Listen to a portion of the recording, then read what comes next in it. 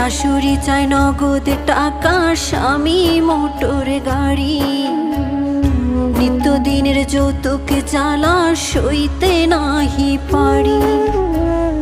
কথায় কথায় ওরা সবাই তোলে গায়ে হাত, নোংরা ভাষায় দেয় যে গালি, তুলে বংশজাত।